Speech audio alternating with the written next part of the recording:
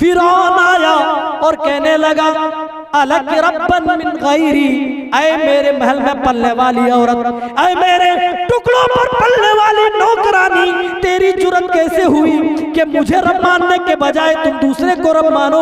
अलग रब्बन मिन गैरी, क्या मेरे अलावा भी तुम्हारा कोई रब है? वो नौकरानी बोल उठती है, ओ मेरी कौम की बेटियों, तुम्हें ईमान का पता नहीं, झूठी प्यार, झूठे प्यार और झूठी मोहब्बत के नाम पर तुम अपने ईमान का सौदा करती हो। फिरौन की नौकरानी के पास कैसा ईमान था, बादशाह को डंके की चोट जवाब दे रही है, जिसके महल से उसको रोजी मिल रही है उसको दो टोक जवाब दे रही है।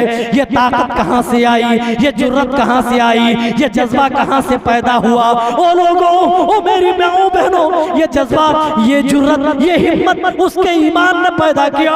आज हमारे पास टूटा फूटा ईमान है तो हमारे पास टूटा फूटा ही जज्बा है। अगर अच्छा ईमान होता, मजबूत और कंप्लीट ईमान होता, हम भी ईमान के तई हर तरह कुर्बानी देने को तैयार होते। फिरौन की नौकरानी ने कहा, हाँ हाँ ऐ फिरौन, मैं तुझे अपना रब नहीं मानती, जो चाहे कर लो, मुझे इसकी कोई परवाह नहीं है। फिरौन ने डराया, धमकाया, ऐ नौकरानी, ऐ मेरे महल में पलने वाली, ऐ मेरे टुकड़ों पर पलने वाली, जानती हो तेरा क्या बनेगा? हम तुम्हें जलाकर नेस्तनाबूद कर देंगे, हम तुम्हें बर्बाद कर देंगे, हम तुम्हें मार देंगे, तुम्हारे एक एक बच्चे को आग के अंदर झुलसा झुलसा के मार देंगे। कहा फिरौन, हाँ मेरा रब वो है जो मेरा ही नहीं बल्कि तेरा भी रब है, बल्कि तेरा भी रब है, हाँ जो जी चाहे कर लो। फिरौन ने इतनी बड़ी आग जलाई मेरे भाइयों, जिससे पूरी बस्ती जलाई जा सकती थी, और उस औरत के एक एक बच्चे को उस आग के अंदर भून दिया, उस आग के अंदर जला दिया। अब वो आखिर में वही औरत बचती है, उसकी गोद में एक छोटा सा दूधमुहा बच्चा, शीरखार बच्चा, जो अभी माँ के दूध से ही अपना गुजारा कर रहा है, अपना पालन पोषण माँ के दूध से ही कर रहा है। ओ लोगों, दुनिया की सारी मोहब्बतें झूठी हो सकती हैं, चाहे लोग अब लाख मोहब्बत का दम भरे, उन मोहब्बतों को तो झुटलाया जा सकता है, लेकिन माँ जो अपने बेटे से मोहब्बत करती है, माँ जो अपनी औलाद से मोहब्बत करती है, उस मोहब्बत को कोई झुटला नहीं सकता है। उस माँ को भी थोड़ी देर के लिए झिझक महसूस हो गई, थोड़ी देर के लिए ठिठक गई, थर्रा गई। उसकी एक एक औलाद को फिरौन ने आग में भून दिया, आग में जला दिया, जलाकर खाकिस्तर कर दिया। उस औरत के कदम न डगमगाए, लेकिन जो छोटा बच्चा था जिसको सीने सर लगा के रखा था, जैसे ही वो बच्चा कहा कि इसको आग में डालना है, वो औरत झिझक गई, वो औरत ठिठक गई, उस औरत के कदम डगमगाने लगे, वो नौकरानी कांपने लगी। लेकिन अल्लाह ताला ने उस दूध मुहे बच्चे की जबान में, उस दूध पीते बच्चे की जबान में बोलने की सलाहियत पैदा कर दी, बोलने की कुव्वत पैदा कर दी, बात करने की क्षमता पैदा कर दी। वो दूध मुहा बच्चा जो दूध अभी पी रहा है, वो बच्चा बोल पड़ा, या उम्मी इक्तहिमी इन्ना अज़ाब दुनिया अहवनु मिन अज़ाबिन नार। ऐ मेरी अम्मी, इस आग के अंदर कूद जाओ मुझे लेकर, ऐ मेरी मम्मी कूद जाओ, अल्लाह की कसम, फ़इन्ना अज़ाब दुनिया अहवनु मिन अज़ाबिन नार। यकीनन दुनिया की आग जहन्नम की आग से कहीं ज्यादा हल्की है, कहीं ज्यादा सस्ती है। ओ मेरी कौम की बेटियों, माओ, जरा अंदाजा लगाओ उस औरत के पास कैसा ईमान था, उस नौकरानी के पास कैसा जज्बा था। उसने अपने बच्चे के करके अल्लाह की राह में जलवा दिए, भुनवा दिए, लेकिन कभी ईमान से समझौता नहीं किया। अपने दूध पीते बच्चे को साथ लेकर आग में कूद गई, लेकिन ईमान से कंप्रोमाइज नहीं किया। तुम अपने झूठे प्यार के नाम पर अपने ईमान का सौदा करती हो। इबरत के नाखुन लो, होश में आओ, ईमान का मतलब समझो, ईमान क्या चीज है। रसूल सल्लल्लाहु अलैहि वसल्लम को जब मेराज कराई गई तो डायरेक्ट मस्जिद हराम से नहीं ऊपर ले जाया गया, बल्कि अल्लाह ताला फरमा रहा है, सुब्हानल्लज़ी असरा बिअब्दिही लैलन मिनल मस्जिदिल हराम। बाबरकत वाली जात है वो जो रातों रात अपने बंदे मोहम्मद सल्लल्लाहु अलैहि वसल्लम को मस्जिद हराम से मस्जिद अक्सा लेकर के गई। बारकना हौलहू, जिसके इर्द गिर्द हमने बरकतें दे रखी, लिनुरियहू मिन आयातिना, और इस सफर पर हमने अपने नबी को इसलिए बुलाया ताकि हम अपनी निशानियां दिखा सकें। अपनी निशानियां दिखाने के लिए अल्लाह ताला ने रसूलुल्लाह सल्लल्लाहु अलैहि वसल्लम को मेराज कराया। थोड़ा बैकग्राउंड देख लेते हैं कि मेराज किन हालतों में रसूल पाक सल्लल्लाहु अलैहि वसल्लम को कराई गई। ओ लोगों, आपको बखूबी मालूम होगा हजरत खदीजतुल कुबरा का रसूल सल्लल्लाहु अलैहि वसल्लम की जिंदगी में क्या मकाम था। सबसे पहले वही नाजिल होती है 5 आयतें। आज मस्जिद में पढ़ने वाले आपके बच्चों को भी ये आयतें याद होंगी। सूरह अलक की इब्तिदाई 5 आयतें नाजिल हुई। इक़रा बिस्मि रब्बिकल लज़ी खलक़, खलक़ल इंसाना मिन अलक़, इक़रा व रब्बुकल अकरम, अल्लज़ी अल्लम बिल क़लम, अल्लमल इंसाना मा लम यअलम। वही की इब्तिदा हो रही है। पहले रसूल सल्लल्लाहु अलैहि वसल्लम को अल्लाह की तरफ से पैगाम दिया जा रहा है, हुक्म नाजिल किया जा रहा है, पढ़ने का हुक्म दिया जा रहा है। आपके ऊपर नबूवत की जो जिम्मेदारी डाली गई, उस जिम्मेदारी को आप बोझल महसूस कर रहे थे, और इतनी बोझल महसूस कर रहे थे, डरते डरते कांपते कांपते जिब्राइल की हैबत ने मेरे नबी को खौफजदा कर दिया। आए, दौड़े भागे आए, हजरत खदीजतुल कुबरा के पास आए। हदीस की किताबें गवाह हैं, सीरत की किताबें गवाह हैं। आप कहने लगे ज़म्मिलूनी, ऐ खदीजा मुझे चादर उड़ा दो, मुझे चादर चाहिए, मुझे चादर चाहिए। वो खदीजतुल कुबरा, वो लोगों याद तो करो, उस बीवी ने नबी का किस कदर साथ दिया, खुद उड़ाया। और अल्लाह के रसूल कह रहे थे, या आयशा मुझे लगता है अल्लाह ताला ने जो जिम्मेदारी मेरे कंधों पर डाली है, उन जिम्मेदारियों को मैं अदा ना कर सकूं, उन जिम्मेदारियों को बोझल महसूस कर रहा हूं, मैं अपने कंधे पर उठा ना सकूं। ए आयशा इन्नी कद खशीतु अला नफ्सी, मुझे डर है कि कहीं मैं हलाक न कर दिया जाऊं। कौन था मेरे भाइयों जो नबी को दिलासा दे रहा था? वही आपकी पहली बीवी, आपकी सबसे बड़ी बीवी, आपकी चहेती बीवी खदीजतुल कुबरा थी। कहने लगी कल्ला वल्लाहि ला युखज़िकल्लाहु अबदा, ऐ मेरे सरताज, अल्लाह ताला कभी भी आपको हलाक नहीं होने देगा। आप तो गरीबों के मावा है, यतीमों के मलजा है, आप तो दूसरों के दुख दर्द में काम आते हैं, आप तो यतीमों का सहारा है। ऐ अल्लाह के रसूल, आप परेशान हाल लोगों की परेशानियां दूर करते हैं। अल्लाह की कसम, अल्लाह ताला आपको हलाक बर्बाद नहीं होने देगा। जब एक बीवी अपने शौहर को डट करके सपोर्ट करे तो शौहर को कहीं ना कहीं बड़ी हिम्मत आ जाती है। नेक बीवी जब अपने शौहर को सपोर्ट करती है तो उससे बढ़कर कोई ताकत सामने नजर नहीं आती। जब भी मक्के वाले आपको परेशान करते, जख्म देते, खदीजतुल कुबरा आपको दिलासा दिया करती थी। इसीलिए आप जिंदगी भर खदीजतुल कुबरा को नहीं भूले। और खदीजतुल कुबरा जब दुनिया से चली गई, जब वफात पा गई, मेरे रसूल तब भी अपनी खदीजतुल कुबरा को याद करते रहे, कभी नहीं भूले। और हजरत खदीजतुल कुबरा की ये शान है, ये उनका मकाम है। जब तक खदीजतुल कुबरा दुनिया में जिंदा रही, अल्लाह के रसूल सल्लल्लाहु अलैहि वसल्लम ने दूसरा निकाह नहीं किया।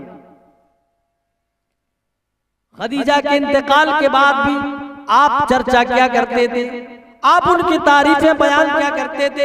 हत्ता कि जब जानवर ज़िबह करते थे तो सबसे पहले खदीजा की सहेलियों में तकसीम करने का हुक्म देते थे। अम्मा आयशा बयान करती है कि मैं कभी कभार कह दिया करती थी, अल्लाह के रसूल ऐसा लगता है दुनिया में कोई और औरत ही नहीं है खदीजा के सिवा, आप क्या उस बूढ़ी औरत को बार बार याद करते। अल्लाह के रसूल फिर जज्बात में आ जाते और खदीजा की खूबियां बयान करने लग जाते थे और कहते थे, आयशा तुम्हें नहीं मालूम खदीजा का क्या रोल रहा है मेरी जिंदगी में। जब मक्के वाले अल्लाह की तौहीद को पहुंचाने के एवज मुझे मारा करते थे, जब मक्के वाले पत्थरों की बरसात करते थे, मुझे जख्म दिया करते थे, तो खदीजतुल कुबरा ही थी जो मेरे जख्मों पर मरहम पट्टी किया करती थी। जब सारी दुनिया के लोग मेरी तकजीब कर रहे थे तो यही खदीजा थी जो मेरी तस्दीक कर रही थी। सारी दुनिया के लोगों ने जब मेरा इनकार किया तो अकेले ही खदीजतुल कुबरा ने मेरा सपोर्ट किया। ओ मेरे भाइयों, जानते हो मैं रात का वाकया आने से पहले अल्लाह के रसूल की जिंदगी से खदीजतुल कुबरा दागे मुफारिकत देकर चली जाती है, इंतकाल हो जाती है और दुनिया छोड़कर चली जाती है। खदीजा का इंतकाल हुआ जो आपका एक सहारा थी।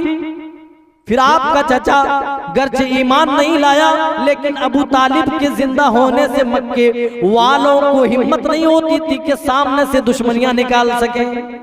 अबू तालिब सामने खड़े हो जाते थे। एक मर्तबा आए बड़े बड़े सरदारान और कहने लगे, ऐ मोहम्मद, ऐ अबू तालिब, अपने भतीजे मोहम्मद को समझा दो। कहा क्यों, क्या हुआ?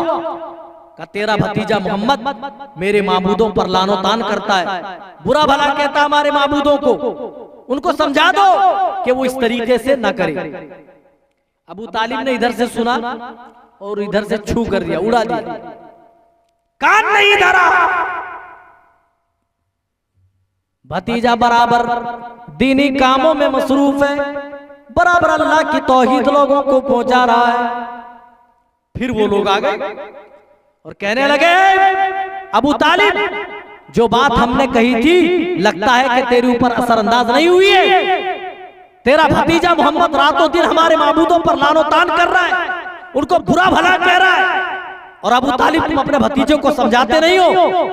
कहा अगर तुम नहीं समझाते तो मोहम्मद को हमारे हवाले कर दो, हम अपने तरीके से निपट लेंगे।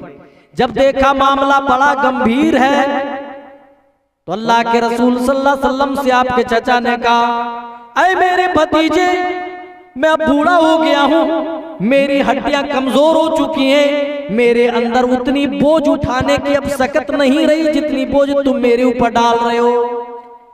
मेरे नबी समझ गए, बड़े समझदार थे, समझ गए कि मेरे चाचा ये समझते हैं कि मैं चाचा के बलबूते पर, चाचा की ताकत के ऊपर ही मैं अल्लाह का दीन लोगों को सुना रहा हूँ, मैं अल्लाह की तौहीद लोगों को सुनाता हूँ, लोगों को एक अल्लाह की तरफ बुलाता हूँ। चाचा ये समझते हैं मैं चाचा की ताकत के बलबूते पर ऐसा कर रहा हूँ। ऐ मेरे चाचा, अगर आप ऐसा समझते हैं तो आपकी गलतफहमी है, आप गलतफहमी के शिकार हो चुके हैं। आप मुझे अल्लाह के दीन की तबलीग से क्या रुकने की बात करते हैं? ऐ मेरे चचा, ये मक्का वाले मेरे एक हाथ में सूरज रख दें और दूसरे हाथ में चांद भी रख दें और मुझसे कहें कि अल्लाह की दीन की तबलीग से बाज आ जाओ, अल्लाह की तौहीद फैलाने से बाज आ जाओ। ऐ मेरे चचा सुन लो, या तो मैं लड़ता लड़ता इसी तौहीद की खातिर, अल्लाह के दीन की खातिर इसी रास्ते में शहीद कर दिया जाऊंगा, या फिर मैं इसी रास्ते में लड़ते लड़ते अल्लाह ताला मेरे ही हाथों फतह नुसरत अता कर देगा। और दुनिया ने देखा, अभी चंद लोग थे जब आपकी इक़्तिदा में नमाज पढ़ रहे थे, दारे अरकम में छुप छुप करके नमाज पढ़ा करते थे, अबू बकर, उमर और चंद सहाबा। लेकिन वो दौर भी आया जब आप हज्जतुल विदा फरमा रहे थे। हदीस की किताबें गवाह है कि आपके पीछे आपकी इक़्तिदा में नमाज पढ़ने की वालों की तादाद 1.25 लाख थी। 1.25 लाख सहाबा किराम से आप हज्जतुल वदा के मौके पर खिताब कर रहे थे। वो दिन था जब गिने चुने लोग आपकी इक़्तिदा में नमाज पढ़ते थे, लेकिन नबी की इस दावत पर अल्लाह ने इस कदर बरकत दी कि 1.25 लाख का मजमा आपका खिताब एक साथ सुन रहा था। अंदाजा लगा। जो अबू तालिब आपकी जिंदगी में एक सपोर्ट की हैसियत रखता था, वो अबू तालिब भी ईमान लाए बगैर दुनिया से चला गया। आप फिर भी अपनी दावती कामों में मसरूफ रहे, जब देखा मक्का वाले हमें परेशान कर रहे हैं, सता रहे हैं, अब मक्का वाले हमारी बात नहीं समझेंगे, अब इनको एक अल्लाह की बात समझ में नहीं आती। मक्का वाले डायरेक्ट यही कहा करते थे, कुरान गवाही देता है, मक्का वाले जो जवाब दिया करते थे, अजालल आलिहता इलाहम वाहिदा, ऐ मोहम्मद ये कैसे हो सकता है, एक तरफ हमारे इतने सारे माबूद और तुम एक अल्लाह की बात करते हो, एक अल्लाह ही हमारा हाजत रवा, वही मुश्किल कुशा, वही बिगड़ी बनाने वाला, वही नफा और नुकसान का मालिक कैसे हो सकता है। अजालल आलिहता इलाहम वाहिदा, ऐ मोहम्मद हम लात को कहां रखेंगे, ऐ मोहम्मद मनात का हम क्या करेंगे, हम उस्सा का क्या करेंगे, ऐ मोहम्मद और 360 मूरतें और माबूद हमारे पड़े हुए हैं, उन माबूदों को हम कहां छोड़ देंगे, एक अल्लाह के मुकाबले हम इन सबको कैसे छोड़ देंगे। क्या इन माबूदों के मुकाबले सिर्फ एक अल्लाह पर ही ईमान ले आए। जब देखा कि ये लोग समझने वाले नहीं, ये लोग सुनने को तैयार नहीं, मेरे रसूल ने ताइफ का सफर, रख्त सफर बांधा, ताइफ का रुख किया। ओ लोगों, इतना लंबा सफर है, इतना लंबा सफर, उस जमाने में घोड़े, गधे, खच्चर और ऊंटों की सवारी हुआ करती थी। उस जमाने में फ्लाइटें नहीं चला करती थी, ट्रेनें नहीं चलती थी, बसें नहीं चलती थी। उस जमाने में जानवरों के जरिए से सवारी की जाती थी, जानवरों के जरिए से। लेकिन मेरे रसूल ने ताइफ की सवारी में आपने जानवरों की भी सवारी आपने नहीं ली, बल्कि तने तन्हा हजरत बिलाल को साथ लिए पैदल चले गए, पैदल गए थे, किसी के घर रुके भी नहीं थे। आप जो अपने साथ खाना लेकर के गए थे ना, वही खाए और 8 दिन तक मुसलसल ताइफ वालों को समझाते रहे, हर कबीले में जाते उनके सरदारों को दावत देते। जब बड़े बड़े सरदारों ने मेरे नबी की दावत को रिजेक्ट कर दिया, कहा मोहम्मद ये क्या बात हुई, अल्लाह ताला ने तुझे ही नबी बना दिया, अल्लाह को अगर नबी बनाना था तो हमको नहीं बनाकर तुम्हें कैसे नबी बना दिया। क्या कहा, हम पैसे वाले हैं, हम मालदार हैं, हम दौलतमंद हैं, अल्लाह को अगर नबी बनाना होता तो हम जैसे सरदारों को बनाता ना, तुमको कैसे बनाया। ये बात हजम नहीं होती। रसूल का मजाक उड़ाया। मेरे रसूल 1 हफ्ते तक उनके यहाँ ठहर रहे, दावत दे रहे, ताइफ वालों को समझा रहे, लेकिन मेरे नबी पर कोई एक भी शख्स नहीं था जो ईमान लाए, एक भी शख्स ईमान नहीं लाया। उल्टा जब आप घर वापस होने लगे तो औबाशों को आपके पीछे लगा दिया, बदमाशों को आपके पीछे लगा दिया, और वो बदमाश आपके ऊपर पत्थरों की बारिश करने लगे।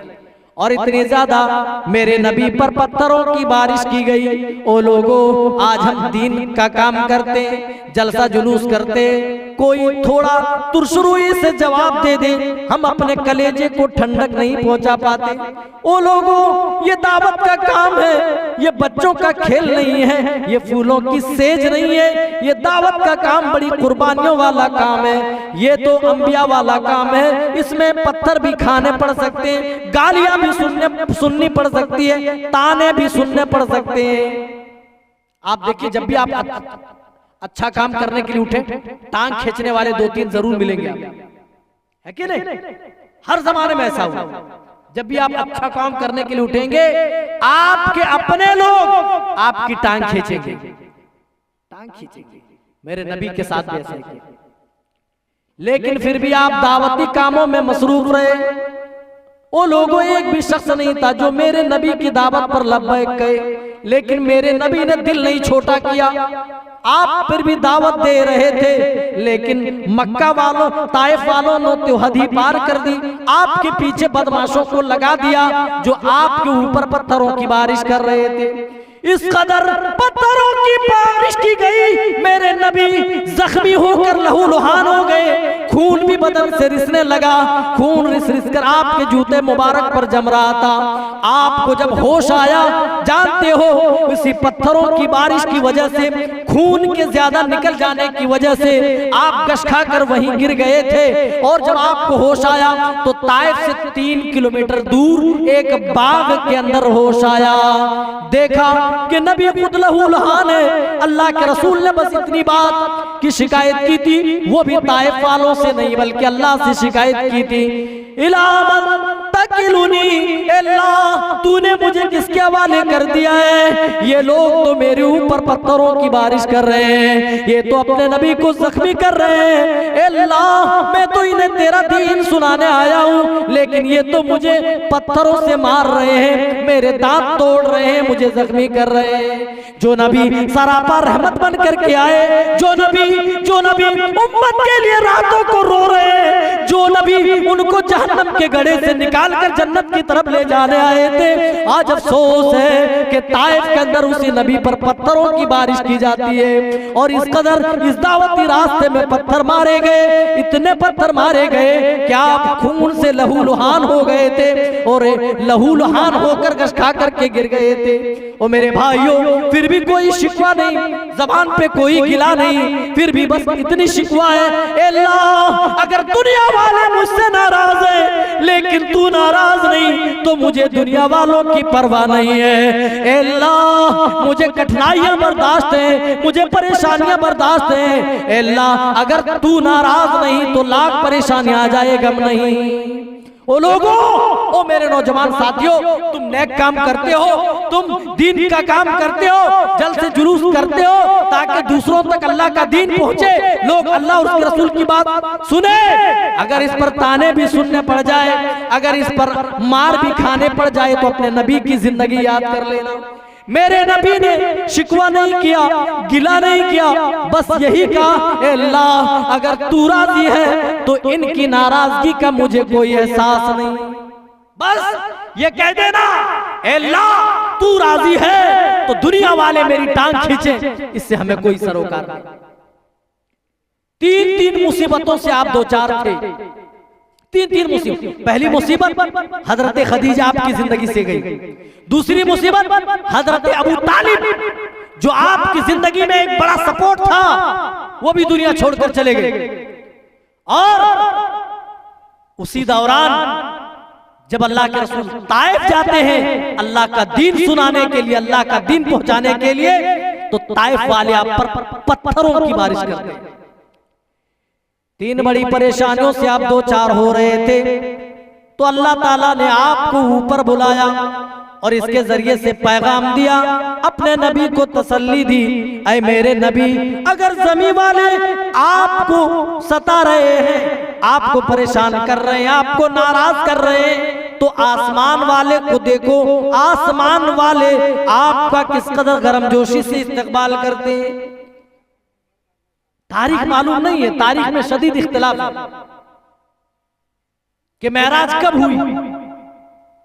तारीख मुताद्दिद उलमा ने मुताद्दिद अक़वाल नोट किए, किसी को पता नहीं, मगर ये बात तय है कि हिजरत से तकरीबन 1 साल कबल का वाक़या है कि रसूल सल्लल्लाहु अलैहि वसल्लम को तभी मेराज कराई गई थी। चलिए यहां से हम मेराज के वाक़े की तरफ चलते हैं जो आयत करीम हमने पढ़ी थी।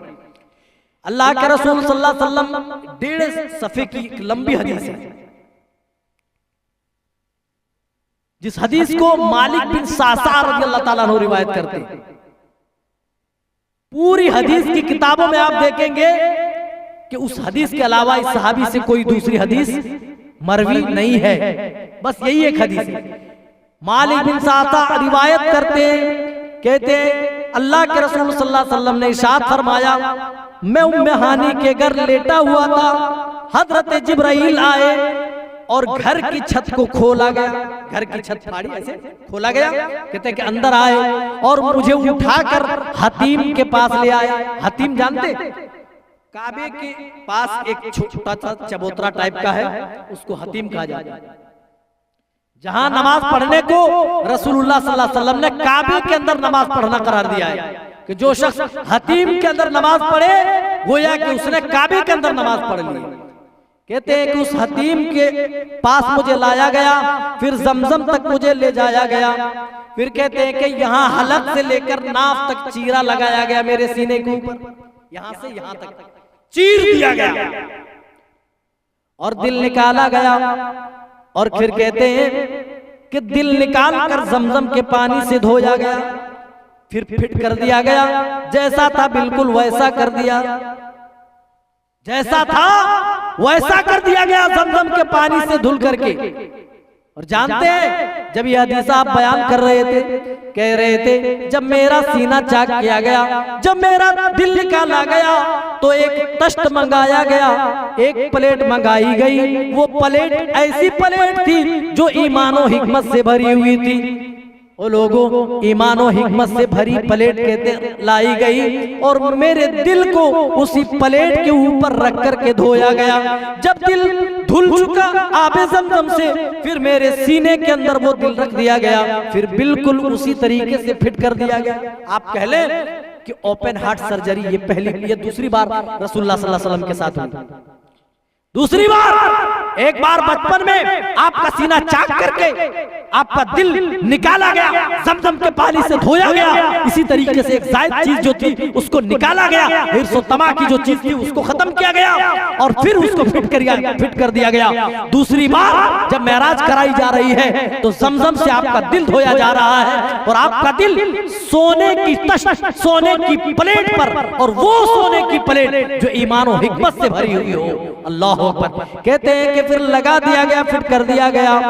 फिर कहते एक सवारी लाई गई, कहते वो सवारी दून अल बगली फौकल हिमार, गधे से थोड़ी बड़ी थी और खच्चर से थोड़ी छोटी, जिसका नाम बुराक था। बुर्राक नहीं होता, बुराक था। और उसकी स्पीड इतनी ज्यादा थी जितनी स्पीड हमारी नजर की स्पीड है, आंखों की स्पीड है।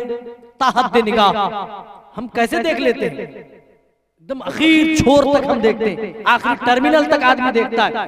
कहते ताहद निगाह उसकी रफ्तार थी, जहां तक निगाह जा रही हो पहला कदम उस सवारी का वहीं जाकर के रुकता था।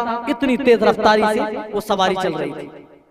कहते कि हम मस्जिद अक्सा में पहुंचे, रसूलुल्लाह सल्लल्लाहु अलैहि वसल्लम ने इमामत कराई, नमाज पढ़ाई। फिर जैसे बाहर आए आपके पास दो प्याले पेश किए गए, दो प्याला, एक के अंदर शराब थी, दूसरे के अंदर दूध था। आपने शराब को आपने नजरअंदाज किया और दूध का प्याला उठाया और नोश कर लिया। हजरत जिब्राइल कहने लगे अल्लाह के रसूल आपने फितरत को चूज किया है, आपने फितरत को चुना है, आपकी उम्मत फितरत पर पैदा होगी, आपकी उम्मत फितरत पर उठेगी। अगर आप शराब को उठा लेते तो आपकी उम्मत कहीं न कहीं गुमराही के शिकार हो जाती। आपने दूध चुना है और दूध फितरी चीज है। एक इंसान जब पहले पैदा होता है तो उसकी फितरत में भी दूध दाखिल होता है। पैदा होते ही एक बच्चा सबसे पहले जिस चीज को मांगता है, जिस चीज की बच्चे को तलाश होती है, वो माँ का दूध ही होता है। और शराब तो उसके अंदर बहुत सारी तब्दीलियां लाई जाती है। अंगूर को निचोड़ने के बाद, अरे बहुत सारे प्रोसेस के बाद शराब बनाई जाती है, लेकिन दूध थनों से निकला हुआ खालिस दूध होता है और इंसान की फितरत में वो शामिल होता है। इसीलिए आप सल्लल्लाहु अलैहि वसल्लम दूध का इंतखाब किया। फिर कहते हैं हत्ता अतैना समा अद-दुनिया, यहां तक कि हम आसमान दुनिया पर पहुंचे। वहां से सवारी उड़ गई, लेकर के चले। कहते हैं कि समाए दुनिया पर पहले आसमान पर हम पहुंचे। देखिए मेरे भाई, 7 आसमान है।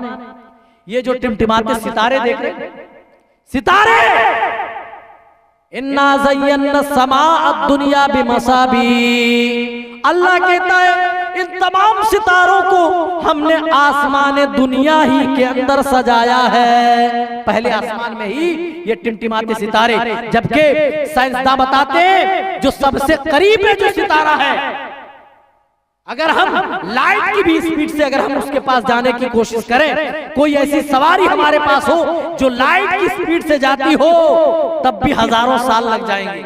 जो सबसे ज्यादा करीब है अब बताए पहले आसमान में जो सबसे नजदीक सितारा है उसके पास जाने में इतनी देर लग रही है। बताइए सातों आसमानों तक रसाई इंसान कैसे हासिल कर सकता है। कहते हैं कि हम आसमान दुनिया पर पहुंचे और हजरत जिब्राइल ने दरवाजे पे दस्तक दिया।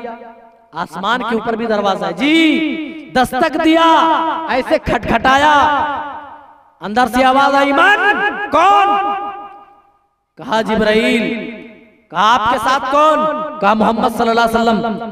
कहा क्या उनको बुलाया गया है? कहा हाँ, अल्लाह ताला ने उनको बुलाने का हुक्म दिया है, इसीलिए मैं उनको साथ में लाया हूँ। अच्छा देखिए, इससे एक नुक्ता ये मिलता है कि आसमान के दरवाजे हमेशा बंद होते हैं, है ना, बंद होते हैं। और दूसरा नुक्ता ये मिला कि आदमी किसी के घर जाए तो सबसे पहले इजाजत तलब करे, है ना। हजरत जिब्राइल आसमान दुनिया पर गए तो इजाजत तलब की।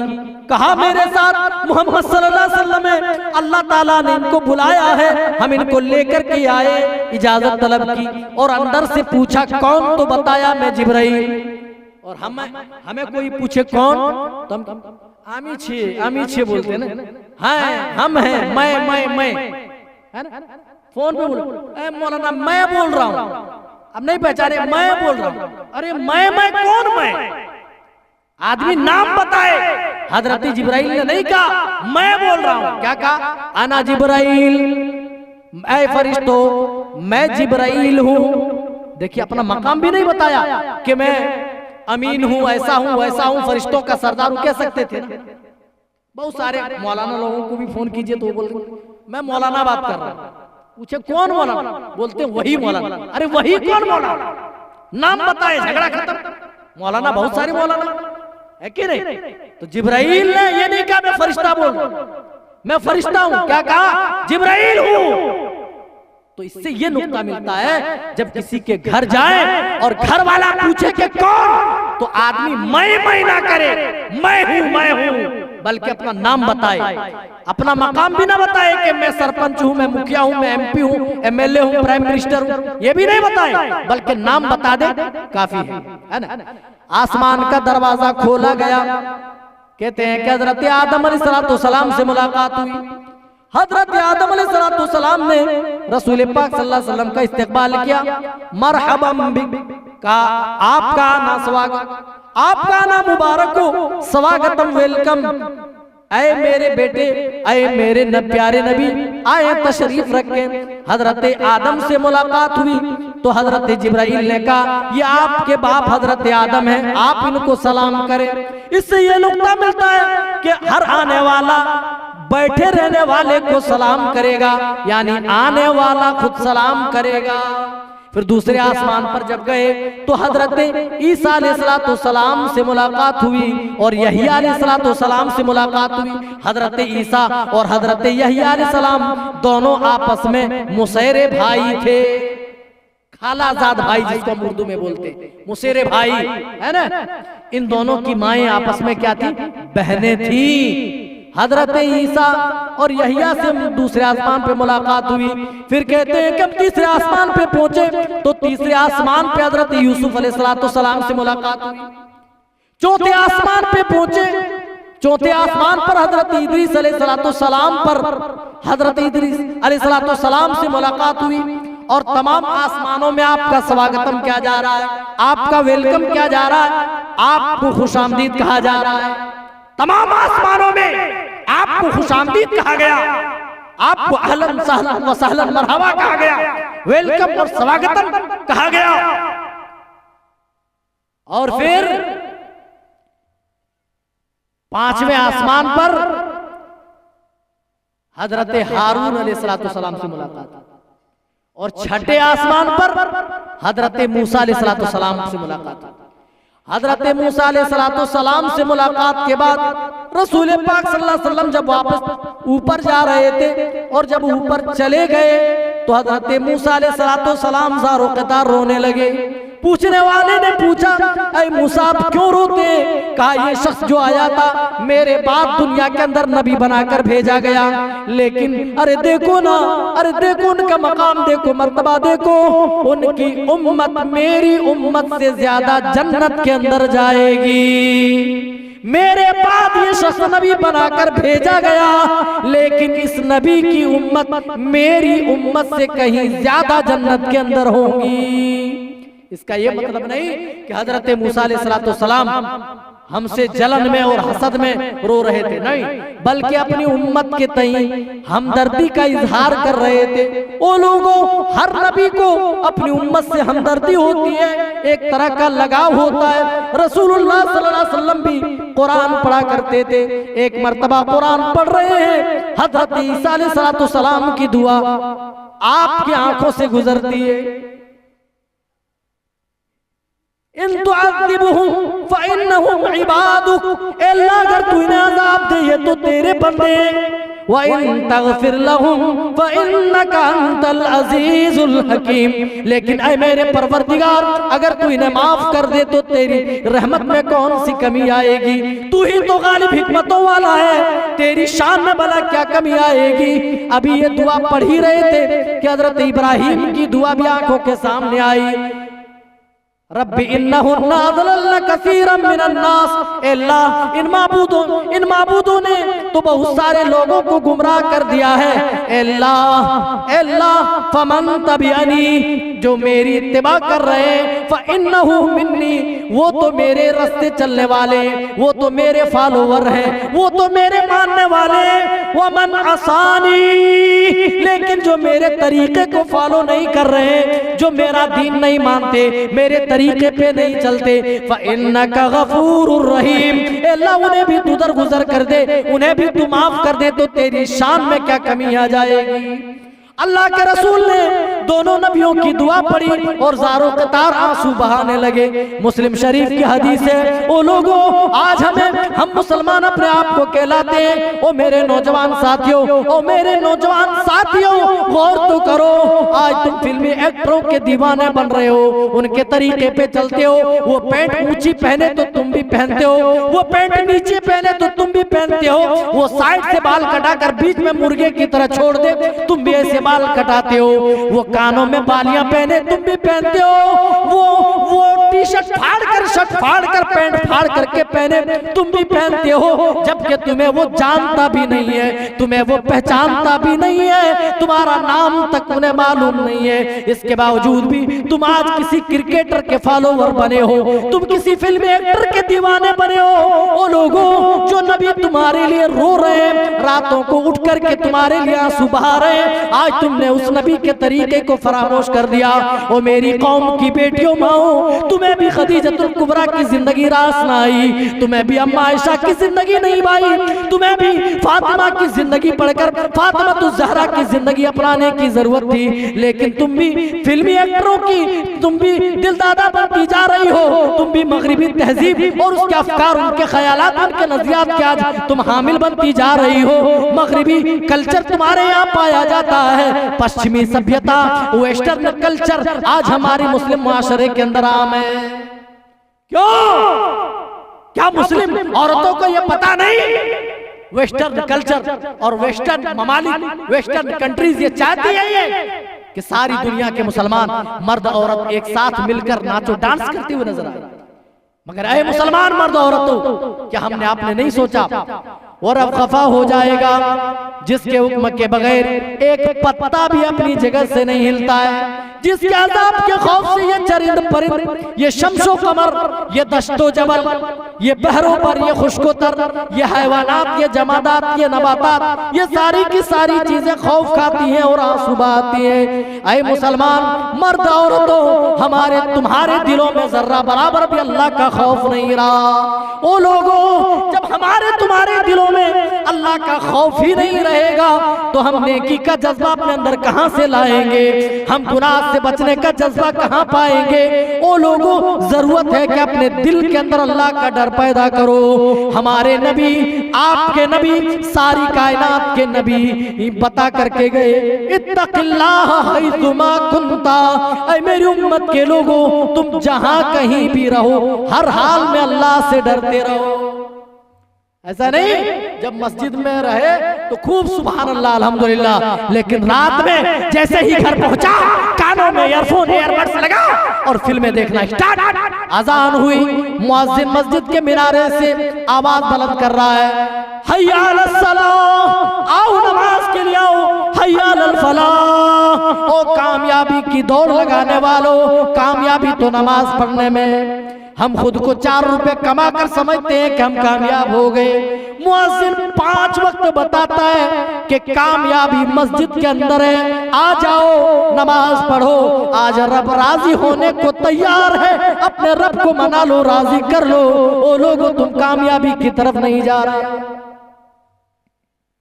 हर हाल में अल्लाह का डर होना चाहिए, हर हाल में सीने के अंदर अल्लाह का खौफ होना चाहिए। बाहरी सूरत मेरे भाइयों, हजरत मूसा अलैहिस्सलाम अपनी उम्मत के लिए दुआ कर रहे थे, अपनी उम्मत के तय आंसू बहा रहे थे। फिर अल्लाह के रसूल सल्लल्लाहु अलैहि वसल्लम सातवें आसमान पर पहुंचे। 7वें आसमान पर हजरत इब्राहिम अलैहिस्सलाम से मुलाकात हुई। कहते हजरत इब्राहिम अलैहिस्सलाम बैत मामूर का सहारा लिए हुए बैठे थे, ऐसे सहारा लेकर बैठे हुए थे। और बैत मामूर जानते हो कौन सी जगह है? जिस तरह खाना काबा है ना दुनिया में, वैसे आसमानों के ऊपर बैत मामूर है। खाने काबे का तवाफ फरिश्ते भी करते हैं, इंसान भी करते हैं, लेकिन बैत मामूर का तवाफ और उसमें इबादत सिर्फ फरिश्ते करते हैं। रसूल सल्लल्लाहु अलैहि वसल्लम ने फरमाया, बैत मामूर के अंदर रोजाना 70,000 फरिश्ते बैक वक्त एक साथ दाखिल होते हैं। कितने? 70,000। और कहते हैं जो फरिश्ता एक बार उस बैते मामूर के अंदर दाखिल हो गया, फिर कयामत तक दूसरी बार दाखिल होने की बारी नहीं आएगी। वमा यालमु जुनूद रब्बिका इल्ला। कितने फरिश्ते हैं अल्लाह? 70,000 फरिश्ते रोजाना बैते मामूर के अंदर दाखिल हो रहे हैं। और जो फरिश्ता एक बार दाखिल हो गया, कयामत तक दूसरी बार दाखिल होने का मौका नहीं मिलेगा। सिर्फ इबादतें अगर काफी होती मेरे भाई, अगर सिर्फ इबादतें ही मकसूद होती तो फरिश्ते काफी नहीं थे। फरिश्ते तो इतने हैं कि जब वो इबादत करते हैं तो आसमान के ऊपर से भी चुरमुराने की आवाज आती है।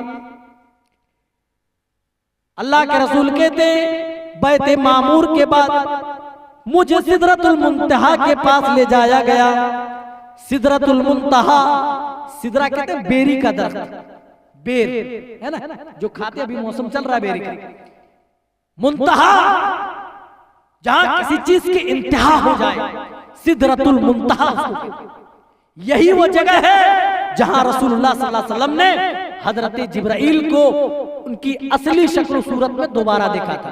वलक़द रआहु नज़लतन उख़रा, और अल्लाह के रसूल ने दोबारा हजरत जिब्राइल को उसकी असली शक्ल सूरत में देखा था। कहां देखा था? इंदा सिदरतिल मुंतहा, सिदरतुल मुंतहा के पास। अच्छा, सिदरतुल मुंतहा कहां है? अल्लाह ने वो भी बताया। इंदहा जन्नतुल मावा, जन्नतुल मावा नाम का जन्नत में एक मकाम है, वहीं पर सिदरतुल मुंतहा है। फिर कुरान कहता है, इज़ यग़शा सिदरत मा यग़शा।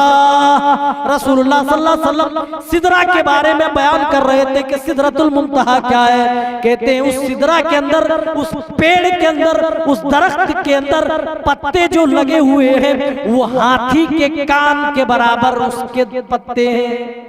और हिज्र एक जगह है, आप सल्लल्लाहु अलैहि वसल्लम ने उस जगह के बने हुए मटकों की मिसाल दी कि उसमें जो पेड़ लगे हुए हैं, उसमें जो फल लदे हुए थे, वो हिज्र के बने हुए मटकों के मानिंद थे। मटका कितना बड़ा होता? अरे पानी जिसमें रखता, घेला बोलते आपके यहाँ, क्या बोलते? मटका है ना। तो इतना बड़ा बड़ा हमारे यहाँ तो मटका होता, इतने बड़े बड़े फल। अल्लाह अल्लाह।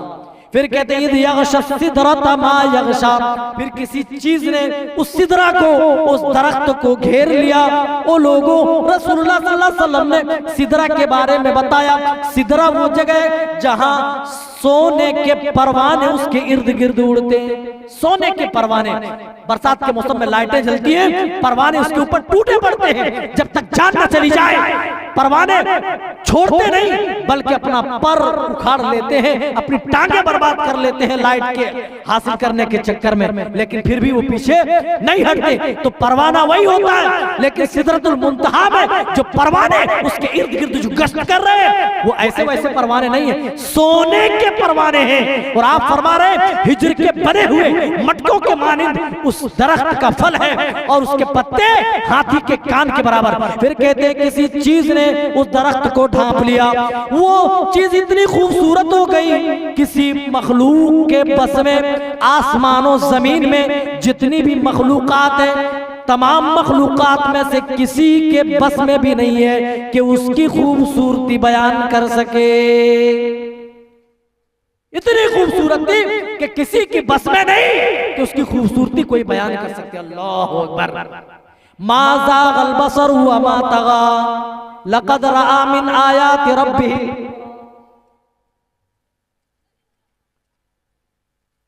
मेरे नबी की आंखें बहकी नहीं। कोई कभी कभार ऐसा होता ना, आदमी जब अपनी सोच से ज्यादा बड़ी चीज देख लेता है तो उसकी आंख जो है ना चौंधिया जाती है, हक्का बक्का आदमी रहता है, ऐसे कर देता है। लेकिन अल्लाह कहता नहीं, मा ज़ाग़ल बसर व मा तग़ा। मेरे नबी की आंख चौंधियाई नहीं, हद से तजावुज भी नहीं की। लक़द रआ मिन आयाति रब्बिल कुबरा। अल्लाह ताला बयान कर रहा है और रसूलुल्लाह सल्लल्लाहु अलैहि वसल्लम बयान कर रहे हैं कि मुझे सिदरतुल मुंतहा के पास ये चीजें दिखाई गई। फिर मैं जन्नत के अंदर जब गया, जन्नत के अंदर मैंने देखा बड़े बड़े कुब्बों के महल बने हुए, सोने के कुब्बे, चांदियों के कुब्बे, बड़ी बड़ी मोतियों के जन्नत के अंदर कुब्बे बने हुए हैं। बड़ी बड़ी नहरें भी हमने देखी, इसी तरीके से 4 नहरें हमने देखी जिसके इर्द गिर्द मोतियों के बड़े बड़े कुब्बे थे। मैंने हाथ लगा कर देखा जन्नत में तो पता चला जन्नत की जो मिट्टी है वो मिट्टी कस्तूरी है, बड़ी उम्दा किस्म की कस्तूरी। हम जो दुकानों में खरीद करके लगाते हैं 2 दिन तो ठीक महक, 2-3 घंटे तो ठीक महकता, उसके बाद ऐसी बदबू आने लगती है, आदमी कपड़ा उतार कर तुरंत धो लेता है। वो कस्तूरी नहीं मेरे भाइयों, जन्नत की कस्तूरी, जन्नत की, जन्नत की, जन्नत की, जन्नत की। कौन जन्नत की वस्तु बयान कर सके। कहते हैं जब उसकी मिट्टी कस्तूरी है। फिर मुझे 2 नहर दिखाई गई, मैंने उस नहर के अंदर भी मोतियों के बड़े बड़े बड़े कुब्बे देखे, उसके इर्द गिर्द बने बड़े बड़े कुब्बे देखे, और उसकी जो मिट्टी थी वो मिट्टी भी कस्तूरी थी। मैंने पूछा ये जिब्राइल ये क्या है? कहा अल्लाह के रसूल ये वो नहरे कौसर है जो आपको अता की गई है। जी यही वो नहरे कौसर है जो आपको अता की गई है। फिर कहते हैं कि मुझे आगे ले जाया गया और मुझे ऊपर ले जाया गया तो मैंने कलमों के चलने की आवाज सुनी।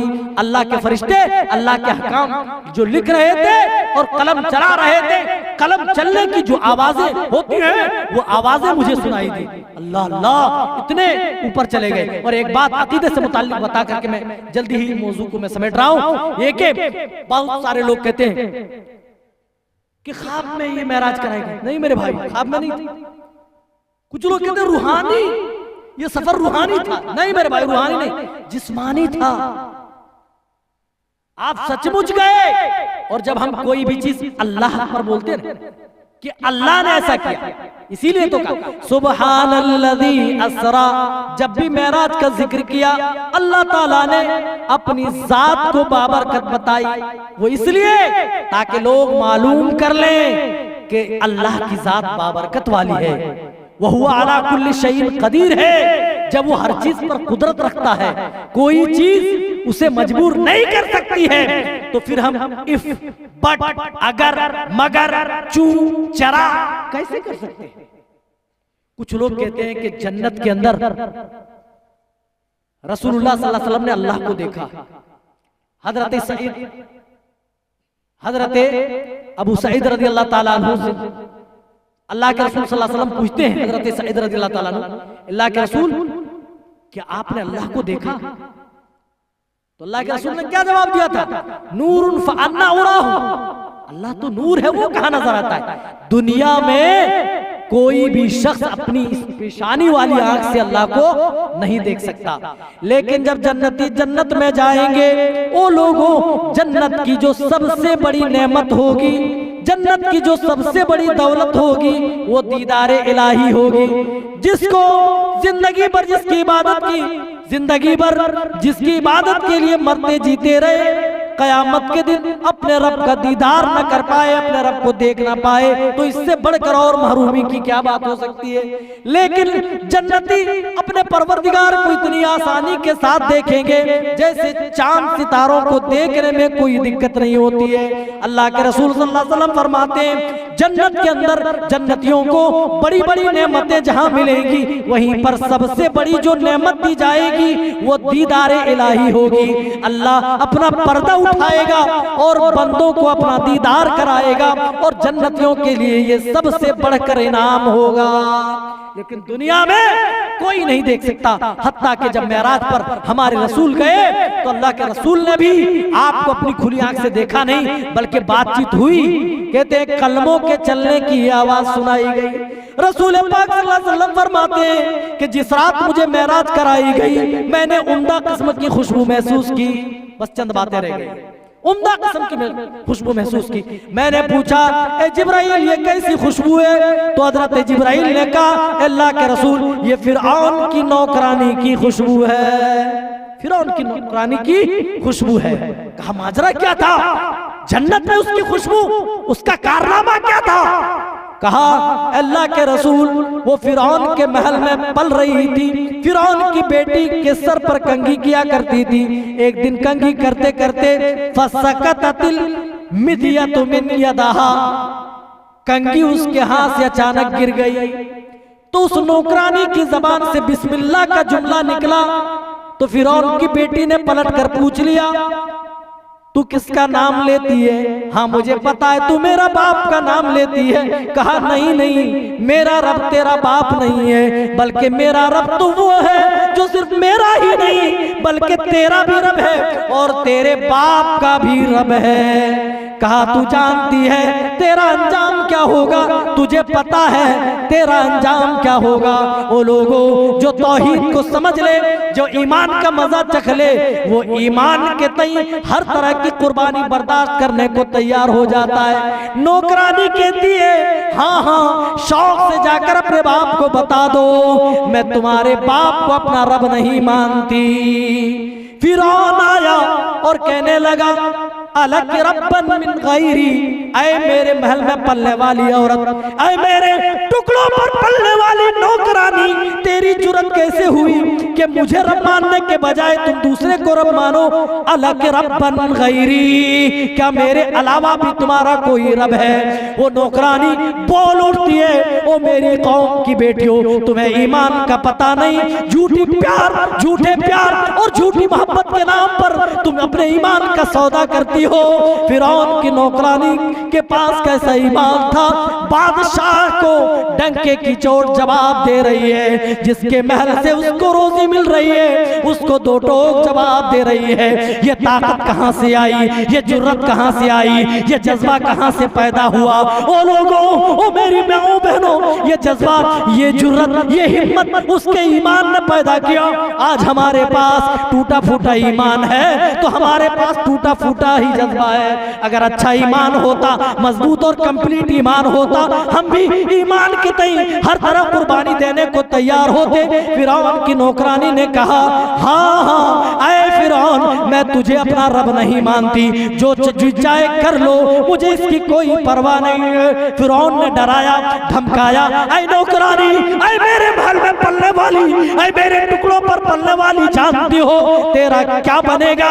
हम तुम्हें जलाकर नेस्तनाबूद कर देंगे, हम तुम्हें बर्बाद कर देंगे, हम तुम्हें मार देंगे, तुम्हारे एक एक बच्चे को आग के अंदर झुलसा झुलसा के मार देंगे। कहा फिरौन, हाँ मेरा रब वो है जो मेरा ही नहीं बल्कि तेरा भी रब है, बल्कि तेरा भी रब है। हाँ जो जी चाहे कर लो। फिरौन ने इतनी बड़ी आग जलाई मेरे भाइयों, जिससे पूरी बस्ती जलाई जा सकती थी, और उस औरत के एक एक बच्चे को उस आग के अंदर भून दिया, उस आग के अंदर जला दिया।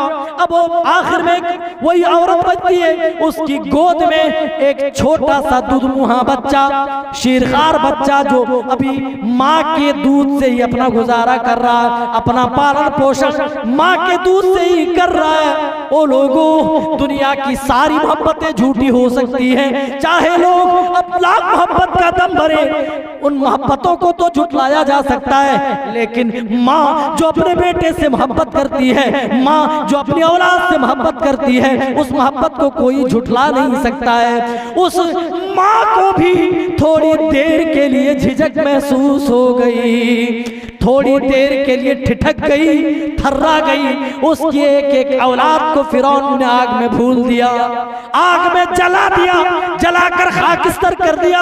उस औरत के कदम न डगमगाए, लेकिन जो छोटा बच्चा था जिसको सीने सर लगा के रखा था, जैसे ही वो बच्चा कहा कि इसको आग में डालना है, वो औरत झिझक गई, वो औरत ठिठक गई, उस औरत के कदम डगमगाने लगे, वो नौकरानी कांपने लगी। लेकिन अल्लाह ताला ने उस दूध मुहे बच्चे की जबान में, उस दूध पीते बच्चे की जबान में बोलने की सलाहियत पैदा कर दी, बोलने की कुव्वत पैदा कर दी, बात करने की क्षमता पैदा कर दी। वो दूध मुहा बच्चा जो दूध अभी पी रहा है, वो बच्चा बोल पड़ा, या उम्मी इक्तहिमी इन आदाब दुनिया अहवानु मिन आदाबिन नार। ऐ मेरी अम्मी, इस आग के अंदर कूद जाओ मुझे लेकर, ऐ मेरी मम्मी कूद जाओ, अल्लाह की कसम, फ़इन आदाब दुनिया अहवानु मिन आदाबिन नार। यकीनन दुनिया की आग जहन्नम की आग से कहीं ज्यादा हल्की है, कहीं ज्यादा सस्ती है। ओ मेरी कौम की बेटियों, माओ, जरा अंदाजा लगाओ उस औरत के पास कैसा ईमान था, उस नौकरानी के पास कैसा जज्बा था। उसने अपने बच्चे के करके अल्लाह की राह में जलवा दिए, भुनवा दिए, लेकिन कभी ईमान से समझौता नहीं किया। अपने दूध पीते बच्चे को साथ लेकर आग में कूद गई, लेकिन ईमान से कंप्रोमाइज नहीं किया। तुम अपने झूठे प्यार के नाम पर अपने ईमान का सौदा करती हो। इबरत के नाखुन लो, होश में आओ, ईमान का मतलब समझो, ईमान क्या चीज है। अल्लाह के रसूल सल्लल्लाहु अलैहि वसल्लम को बताया गया, अल्लाह के रसूल जो आप खुशबू महसूस कर रहे हैं, ये उसी औरत की खुशबू है जिसने तौहीद के लिए, अल्लाह के लिए, उसने अपने एक एक बच्चे को आग के हवाले कर दिया, खुद भी आग के हवाले हो गई। जिसने खुद को अल्लाह के लिए कुर्बान कर दिया, अल्लाह के रसूल, उसी औरत की खुशबू आपको महसूस हो रही है। अल्लाह के रसूल कहते हैं कि मैं थोड़ी दूर गया तो मैंने देखा कुछ लोगों के नाखून तांबे के बने हुए हैं और अपने रुखसार को नोच रहे हैं, अपने सीने को नोच रहे हैं और खा रहे हैं। मैंने कहा, मन हाउला जिब्राइल, ऐ जिब्राइल, ये कौन लोग हैं, ये क्यों अपने जिस्म को नोच रहे हैं, क्यों अपना गोश्त खा रहे हैं। हजरत जिब्राइल ने बताया, अल्लाह के रसूल, ये वो लोग हैं जो लोगों का गोश्त खाया करते थे, जो अपने मुर्दार भाइयों का गोश्त खाया करते थे, लोगों की ग़ीबतें और चुगलियां क्या करते थे, दूसरों की बुराइयां बयान क्या करते थे। ये वही लोग हैं जिनके नाखून अल्लाह ने तांबे के बनाए और वो अपने ही गोश्त नोच नोच कर खा रहे हैं। कहते फिर मैंने कुछ लोगों को देखा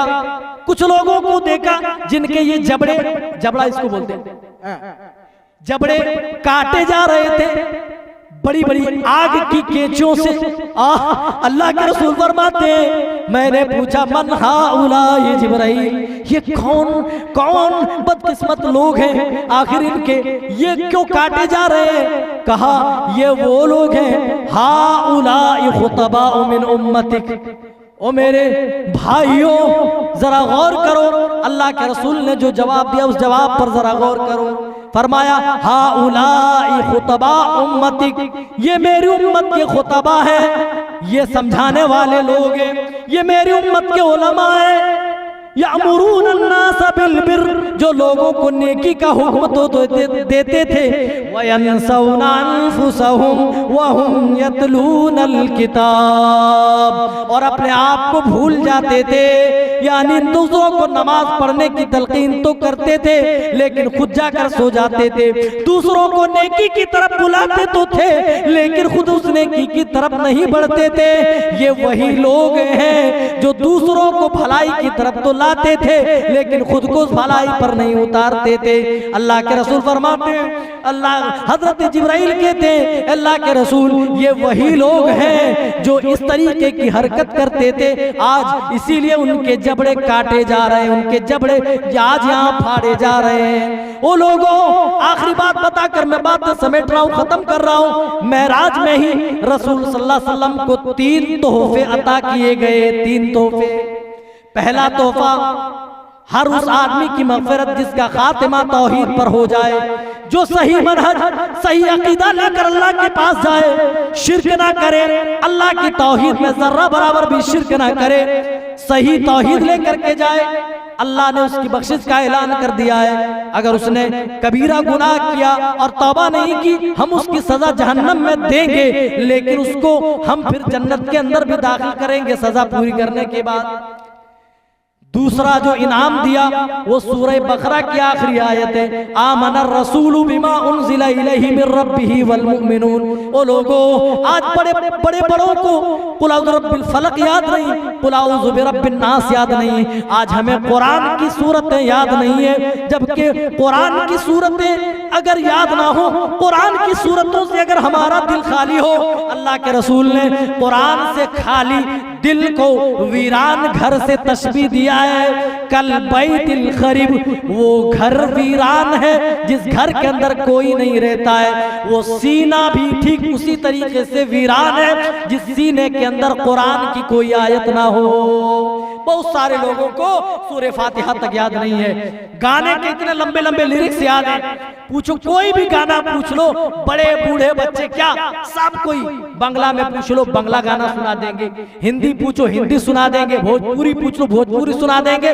लेकिन पूछो फर्ज नमाज के बाद जो दुआएं पढ़ी जाती है, उन पढ़ी जाने वाली दुआ में कोई एक भी दुआ सुना?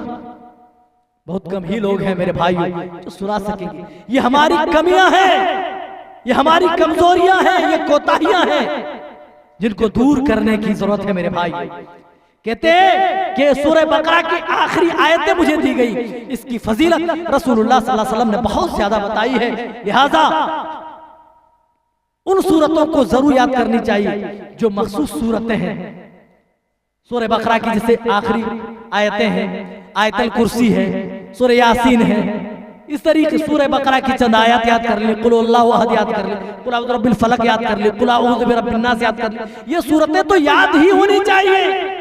फिर कहते हैं कि मेरी उम्मत को ये एजाज अल्लाह ताला ने बख्शा, वमन हम्मा बिहसनतिन फलम यअमलहा कतबहल्लाहु इंदहु हसनतन कामिला। अगर मेरी उम्मत के किसी भी शख्स ने किसी नेकी का इरादा कर लिया, अमल अभी नहीं किया, सिर्फ इरादा किया, तो अल्लाह के पास एक नेकी लिख दी जाती है। आपने अगर फजर की नमाज की अगर नियत कर ली अभी, तो अभी से ही सवाब लिखा जा रहा है, लिखा जा रहा है, लिखा जा रहा है। और जब आप नमाज पढ़ लेंगे ना, फिर उस सवाब पर और अल्लाह ताला मजीद बरकत देगा, उसको बढ़ाएगा 100 गुना, फिर 700 गुना, फिर अल्लाह ताला जितनी चाहेगा उतनी बढ़ा देगा। लेकिन जब बंदा कोई गुनाह की नियत करता है, अल्लाह की मेहरबानी तो देखो, उसकी शान करीमी तो देखो, उस गफ्फार की गफूरी तो देखो, ओ लोगों किस कदर मेहरबान है। नेकी का जज्बा लेकर के उठो, नेकी की नियत करो, तो नेकी की नियत करते ही अल्लाह ताला नेकियां बंदों को देना शुरू कर देता है। और जब बंदा नेकी कर लेता है, अल्लाह ताला उसको 10 गुना बढ़ा देता है, 700 गुना बढ़ा देता है, और उससे भी ज्यादा बढ़ाकर बंदों में पेश करता है। लेकिन अगर कोई बंदा गुनाह कर ले, लेकिन गुनाह में अलग कानून, गुनाह कर ले, सिर्फ गुनाह की नियत करे तो कोई गुनाह नहीं लिखा जाता, अल्लाह अल्लाह। और नेकी की नियत कर ले तो मुकम्मल एक नेकी लिख दी जा रही है। गुनाह की नियत की तो कोई गुनाह नहीं लिखा गया। अगर अल्लाह के डर से उस गुनाह को आपने तर्क कर दिया तो तर्क करने पर भी सवाब एक नेकी लिख दी जा रही है। अच्छा, गुनाह की नियत की और नियत के मुताबिक गुनाह कर भी लिया तो एक ही गुनाह अल्लाह के यहाँ लिखा जा रहा है। और नेकी का मामला, नियत की तो एक नेकी मिल गई और नियत के मुताबिक नेकी कर ली तो उस नेकी को 10 गुना और 10 से 700 गुना और उससे ज्यादा बढ़ाता है। लेकिन गुनाह को अल्लाह बढ़ाता नहीं। देखिए अल्लाह का करम देखिए, बंदों पर मेहरबानी देखिए। गुनाह की नियत हुई, नियत पर अल्लाह कहता मैं तुम्हें तुम्हारी पकड़ नहीं करता। चलो अमल कर लिया, गुनाह लिखूंगा लेकिन एक ही गुनाह, ये इनाम में मिला। आखिरी जो